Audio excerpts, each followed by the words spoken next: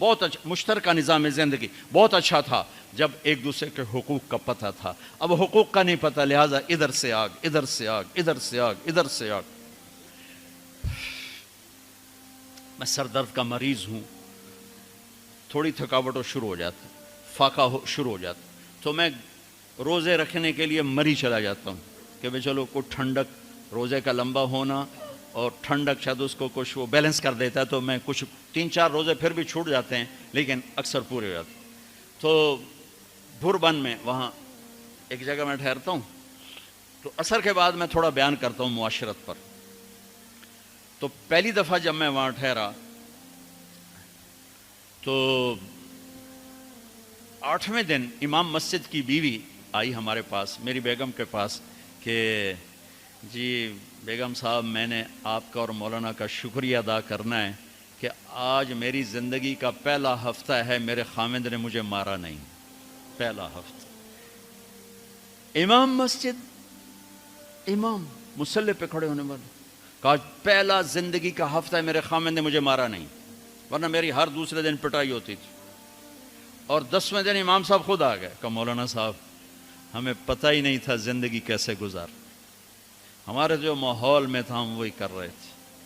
کہ میرے بہنوئی نے میری بہن کی ایک دفعہ ٹانگ توڑی، ایک دفعہ بازو توڑا، اور عالم دین ہے، عالم دین ہے. ہمیں کسی نے یہ بتایا نہیں تھا، ہم نے زندگی میں پہلی دفعہ یہ باتیں آپ کے منہ سے سنی کہ زندگی کیسے گزار. تو فرحان کی زندگی فتوے سے نہیں چلے گی کہ میں مفتی نعیم کا بیٹا ہوں، یہ تو حسن اخلاق سے چلے گی، میٹھے بول سے چلے گی. میرے نبی حضرت عائشہ کو لقمے بنا کے کھلاتے تھے، کوئی اظہار عشق تھا، اللہ کی قسم اظہار تعلیم تھا، تعلیم تھی.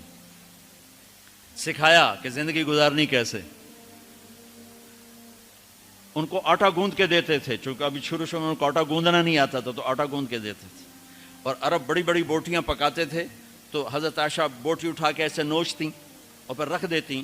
تو اللہ کے نبی بوٹی اٹھا کر جہاں سے حضرت عائشہ نے نوچا ہوتا تھا وہاں سے نوچ نوچ کے دکھا کے کھاتے تھے. میرے رب کی قسم اظہار یہ ہمیں تعلیم دی ہے کہ زندگی کیسے گزاریں. پھر بڑے بڑے پیالے ہوتے تھے پانی پینے کے، چھوٹے گلاس نہیں.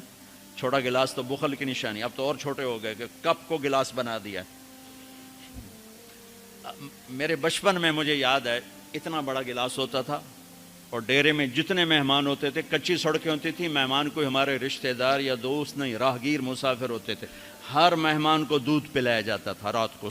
چونکہ جانور زیادہ ہوتے تھے تو ہمارا اکرام زیادہ سے زیادہ یہی ہوتا تھا، تو ہم سارے مہمانوں کو دودھ پلاتے تھے. تو ایک مہمان آیا ہمارے دادے کا زمانے کا، چاچا لال. اب گلاس چھوٹے ہو چکے ہیں، تو وہ جب نوکر نے دودھ پیش کرنے کے لیے نا آگے بڑھا تو اس نے گلاس دے کر کہنے لگا پتر میں نہیں پیندا. سمجھ رہے ہو پنجابی سمجھ رہے ہو نا؟ پتر میں نہیں پیندا. اسے کہا چاچا کیوں نہیں پینا ہے؟ کہ دو تو ود پیواں تے بے غیرت بنا تے دو نال میرا گزارا کوئی نہیں، لے جا.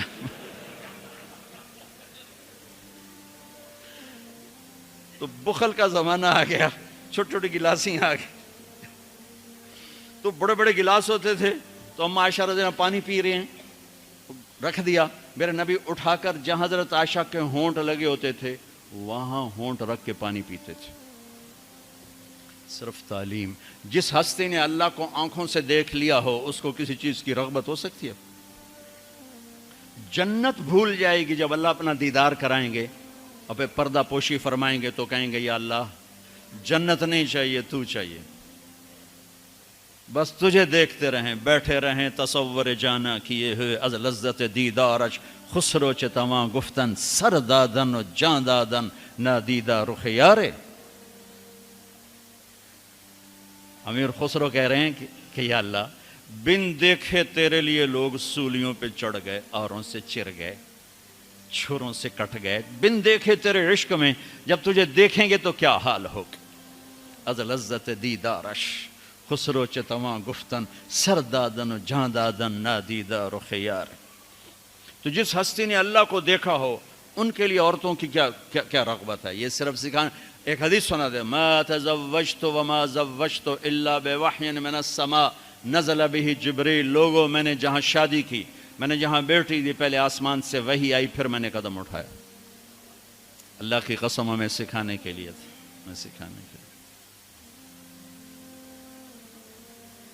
ہاں سفر سے واپسی ہو رہی ہے، ٹھیک ہے، آپ نے صحابہ سے کہا چلو بھائی تیز ہو جاؤ، وہ سارے تیز ہو گئے، یہاں تک کے نظروں سے غائب ہو گئے، ٹھیک۔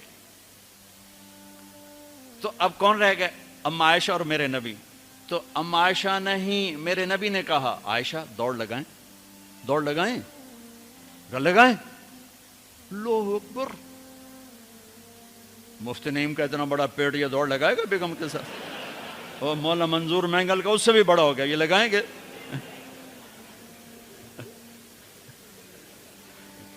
تو عائشہ دوڑ لگائیں، کہا جی لگائیں۔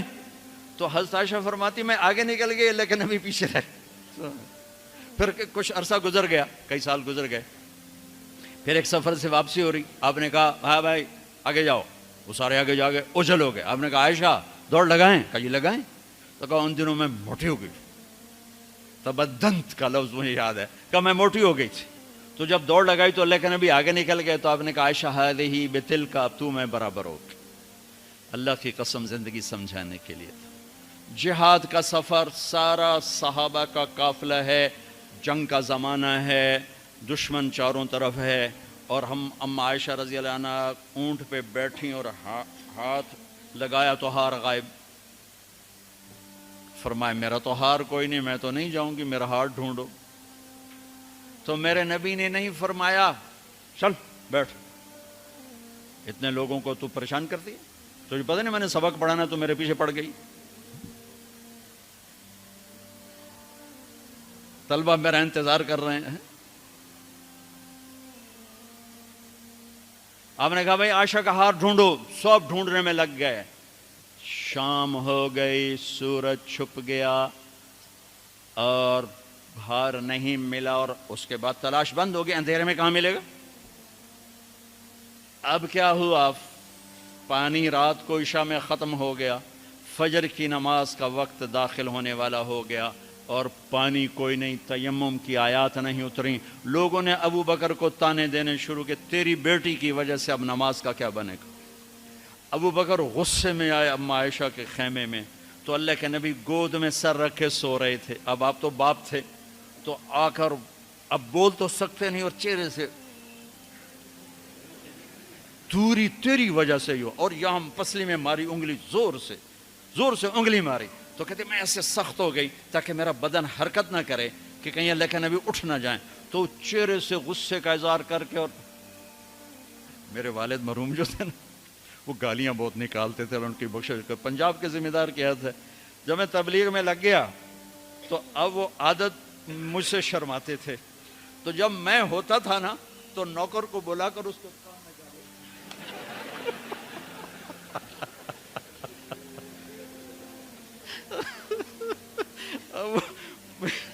جوانی کی عادت بڑھاپے میں تو جا نہیں سکتی تھی، تو پھر وہ آہستہ آہستہ گالیاں اپنا کوٹا پورا کر لیتے تھے۔ تو ابوبکر صدیق رضی اللہ عنہ میں کہ کہیں بھائی اللہ کا نبی اٹھنے کرتے رہو، انگلی مارتے رہے، تو اللہ نے آیات تیمم اتار دی۔ اس موقع پر تیمم کی آیات پہلی دفعہ 8000 سال میں یہ ہونے لگا ہے۔ بھلا مٹی سے آدمی صاف ہوتا ہے اور گندا ہو جاتا ہے؟ اللہ نے کہا نہیں، فتیمم، چلو تیمم کرو۔ اب سارے صحابہ میں خوشی کی لہر، اور سعد بن عبادہ کہنے لگے اے آل ابو بکر، یہ پہلی تو نعمت نہیں ہے جو تمہارے گھرانے کے طفیل ہمیں ملی ہے، اس سے پہلے بھی بڑی نعمتیں تمہارے گھر کی طفیل ہمیں ملی ہیں۔ اللہ نے تیمم کی آیت اتار دی۔ میرے نبی نے قافلے کو نہیں چلایا، یہاں تک کہ حضرت عائشہ نے کہا اچھا یا رسول اللہ اب چلیں، ہار کو چھوڑیں۔ پھر میرے نبی چلے، اور جب اونٹنی کو اٹھایا تو ہار اس کے نیچے پڑا ہوا تھا، وہ سارا باہر ڈھونڈتے رہے، ہار نیچے چلا گیا تھا گر کر۔ یہ میرے نبی کی زندگی ہے، یہ مینگل صاحب سے کہتا ہوں پڑھائیں، مفتی نعیم سے کہتا ہوں یہ زندگی پڑھائیں، کہ ان کی بیویاں ان کو دعائیں دیں، ان کے ماں باپ ان کو دعا دیں، ان کی اولاد ان کو دعا دے۔ وہ باپ نہیں ہے جس کو دیکھ کے بچے ڈر جائیں، وہ تھانے دار ہے، تھانے دار بیٹھا ہے۔ وہ استاد نہیں جس کو دیکھ کے شاگرد ڈر جائے، وہ تھانے دار ہے۔ وہ خامد نہیں ہے جس کو دیکھ کے بیوی سہم جائے وہ تھانے دار ہے، خامد وہ ہے جس کو دیکھ کے بیوی خوش ہو، باپ وہ ہے جس کو دیکھ کے اولاد خوش ہو، استاد وہ ہے جس کو دیکھ کے شاگرد خوش ہو۔ اپنے مصنوعی روب جمانا کہ استاد کی ہیبت ہونی چاہیے، ارے ہیبت، محبت ہونی چاہیے، محبت سے علم منتقل ہوتا ہے، ہیبت سے نہیں ہوتا، محبت سے جا کر فریکوینسی ملتی ہے، کال ملتی ہے اور پھر جذبات منتقل ہوتے ہیں۔ تم ہیبت بٹھانے کے چکر میں